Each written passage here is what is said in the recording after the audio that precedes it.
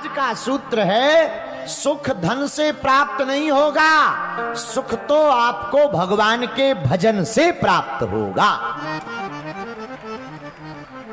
किससे प्राप्त होगा? बोलिए बोलिए। भगवान के।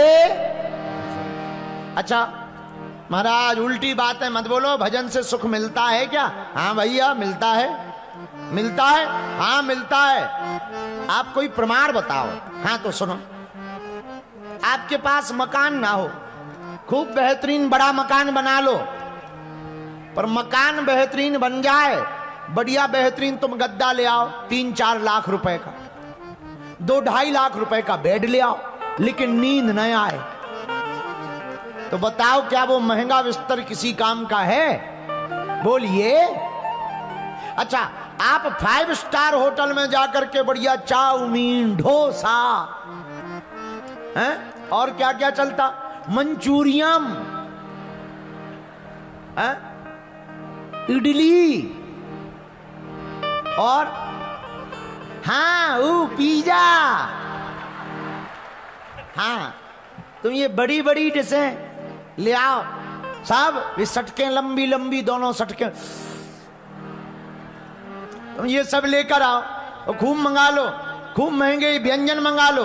भैया 56 भोग सामने रखा हो, लेकिन अगर भूख ना हो तो क्या 56 भोग किसी काम का है? बोलो हाँ जी या ना जी, जोर से बोलिए। अच्छा भैया बिस्तर महंगा हो पर नींद ना हो तो क्या तुम्हारा बिस्तर किसी काम का है? मकान हो पर मकान का मालिक ना हो तो क्या मकान किसी काम का है? नहीं है। उसी प्रकार भैया तुम्हें जीवन में सब साधन हो पर भजन ना हो, शांति ना हो, सुख ना हो तो यह जीवन भी किसी काम का नहीं है। इससे मेरे पागलों तय हो गया। एक बात याद रख लो, आज की कथा में एक बात तुम नोट कर लो भैया, सुख की प्राप्ति साधनों से नहीं, सुख की प्राप्ति तो भगवान के भजन से होती है। किससे होती है? बोलिए बोलिए बोलिए। महात्मा लोग 2 रुपया जेब में नहीं रहते फिर भी मुस्कुराते रहते, और जिनके करोड़ों हो गए वे टेंशन में हैं। हमारा चेला है इंदौर का चंगीलाल मूसाखेड़ी का, इतना धनवान कि 9 पीढ़ियां बैठे बैठे खाएं। उसने अपने मुनीम से पूछा, मुनीम बताओ अपने पास कितनी संपत्ति है? मुनीम ने कहा, हुजूर अपने पास इतनी संपत्ति है कि आपकी 9 पीढ़ियां कोई काम ना करें, बैठ करके पड़ी पड़ी भोजन पाएंगी, इतनी संपत्ति है। इतना सुनते ही सेठ जी बीमार पड़ गए। 1 साल 1.5 साल में पतले पड़ गए, कमजोर पड़ गए, बीमार पड़ गए। दवाई करवाई, डॉक्टर ने कहा इनको कोई चिंता सता रही। पूछा, हुजूर चिंता क्या है? बोले हमें चिंता ये है कि 9 पीढ़ियां तो बैठे बैठे खा लेगी, पर 10वीं का क्या होगा? बताइए बताइए। हमें बड़ी हंसी आई। बोले गुरुजी आप हंस क्यों रहे? हमने कहा ठटरी के भरे, जरूरी थोड़ी है कि 9 पीढ़ियां तुम्हारी चलेंगी, बीच में ही रुक जाएंगी तो क्या कर लोगे? तो बोले उपाय क्या? हमने कहा भैया कल की लोग चिंता नहीं करते, जो बीत गया उस पर सोचते नहीं। महात्मा तो आज जो है उसी में आनंद लेकर के जीते हैं।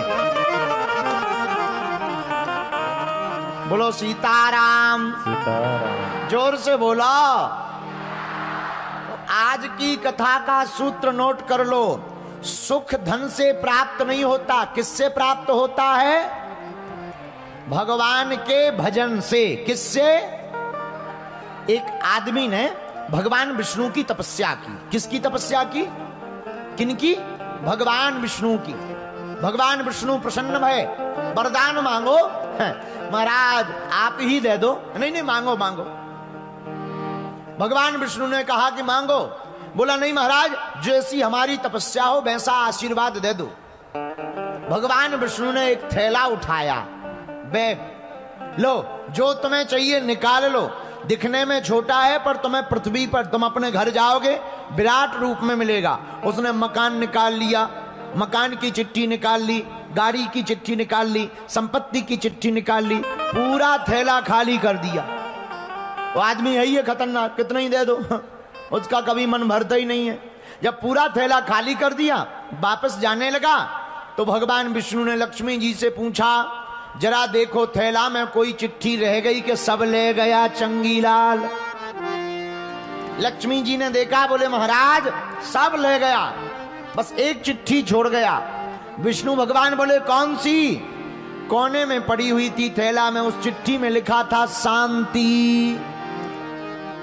भगवान विष्णु बोले 1.5-2 साल बाद फिर से लौट के आने वाला है। और सच में उसे मकान तो मिल गया, गाड़ी तो मिल गई, पर शांति नहीं थी। उसे लगा पूरी जिंदगी बेकार हो गई।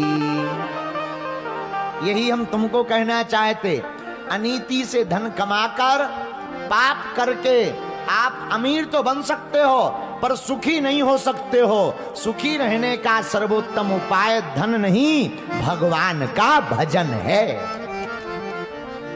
किसका भजन है? बोलिए, अरे जोर से तो बोला। किसका भजन? भगवान का भजन। लेकिन आज के जमाने में आदमी अपने दुख से दुखी नहीं है, पड़ोसी का सुख देख करके दुखी है। आदमी अपने दुख से दुखी नहीं है। पड़ोसी के बंगला क्यों आ गया, पड़ोसी की गाड़ी क्यों आ गई, पड़ोसी के ऐसा क्यों हो गया? अरे भाई उसके ऐसा हो गया, तुम करो तुम्हारे हो जाएगा। बोलो जय बजरंग बली। दूसरों में काहे को दिमाग लगा रहे, अपनी एनर्जी खत्म कर रहे। लेकिन नहीं, आदमी तो पड़ोसी का ही देखता रहता है। ये तो नंबर 2 का काम करता है, फिर भी बताओ कितना बढ़ रहा। एक बार हमने एक कथा सुनाई भी थी, आज फिर हम बता देते हैं। एक बार एक आदमी ने ब्रह्मा जी की तपस्या की। ब्रह्मा जी प्रकट भय, वरदान मांगो महाराज, हम जो चाहें हमें वो मिले, ऐसा वरदान दो। ब्रह्मा जी बोले सुनो, ऐसा वरदान दे तो देते हैं, पर एक शर्त है। बोले क्या? बोले जो तुम मांगोगे वो तो तुम्हें मिलेगा, पर तुम्हारे पड़ोसी को डबल मिलेगा। इसने कहा बाहर में गया, मैं मिल जाए तो मिल जाए, पर आप हमें वरदान दो। तथास्तु बोलो। ब्रह्मा जी ने कहा तथास्तु। ये घर आया, घर आकर के सबसे पहले इसने कहा, हे भगवान हमारा मकान बन जाए। इसका तो मकान बन गया 2 मंजिला, लेकिन 4 मंजिला पड़ोसी का बन गया, और एक नहीं 2-2। अब ये बाहर निकला, इसने कहा अरे हमारा तो एक ही मंजिल, 2 ही मंजिल है, इसके तो पड़ोसी के 2-2 हैं। क्योंकि ब्रह्मा जी ने कहा था कि जो तुम मांगोगे पड़ोसी को डबल मिलेगा। अब इसने कहा हे भगवान हमारी एक कार आ जाए, बेहतरीन कार। इसको तो एक कार मिली, पड़ोसी को 2-2। अब और इसका दिमाग खराब, पड़ोसी 2-2 कार, कभी इस पे चले कभी उस पे चले। ये अपनी कार को दिखाए तो पड़ोसी भी हॉर्न बजा कर 2-2 देखो, 2-2 मकान। इसने कहा हे भगवान हमारी एक लुगाई आ जाए। इसको तो एक आई,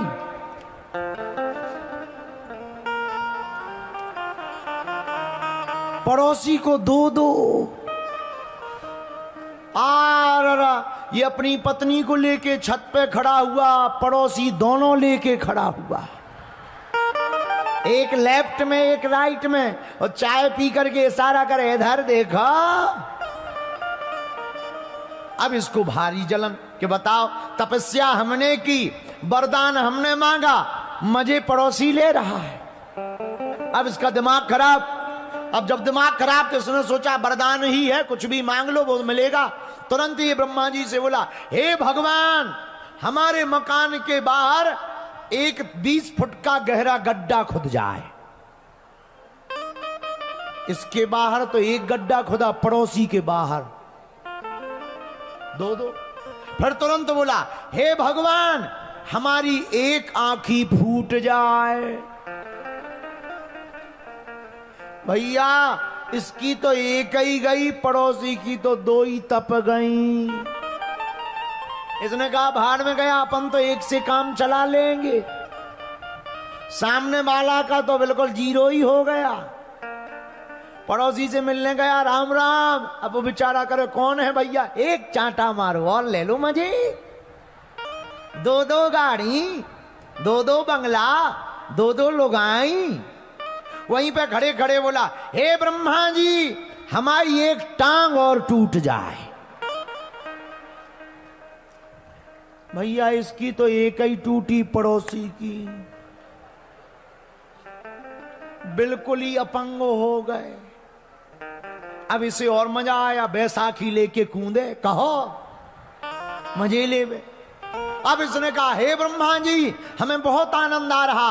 हे ब्रह्मा जी जो गड्ढा हमारे घर के बाहर 20 फुट का खुदा है, हम उसमें गिर जाएं और 50% हम मर जाएं। हम 50 मरेंगे तो पड़ोसी पूरे ही। ब्रह्मा जी तुरंत प्रकट भय, बोले वरदान कैंसल। ये बोला क्यों? अरे बोले वाह, इसके लिए वरदान दिया था कि तुम पड़ोसी की 13वीं करवा दो। बेचारी की तुमने दुर्दशा करवा दी, शर्म नहीं आती है? बोले महाराज अब क्षमा मांगते हैं, हम क्या बताएं, तपस्या हमने करी, मजे ये ले रहा था, हमने इसको मजा चिखा दिया। उस दिन से ब्रह्मा जी ने वरदान देना ही बंद कर दिया। बाद में पता लगा वो आदमी भी इंदौर का था। भैया ये कथा से हमें ये शिक्षा मिलती है, जितने हम अपने दुख से दुखी नहीं है, उतने पड़ोसी के सुख से दुखी हैं। किसके? तो उपाय क्या है भैया, नोट कर लो। उपाय ये है, जिसके पास जो आवे भगवान को धन्यवाद कहना। प्रभु जैसे तुमने उनकी सुनी, हमारी भी सुनना और सबकी सुनना। ऐसे भाव में जीने वाला आदमी ही सुखी रहता है। कैसा रहता है भैया? बोलो बोलो। ऐसा आदमी सुखी रहता। दूसरा उपाय सुखी रहने का, जो प्राप्त है वही पर्याप्त है।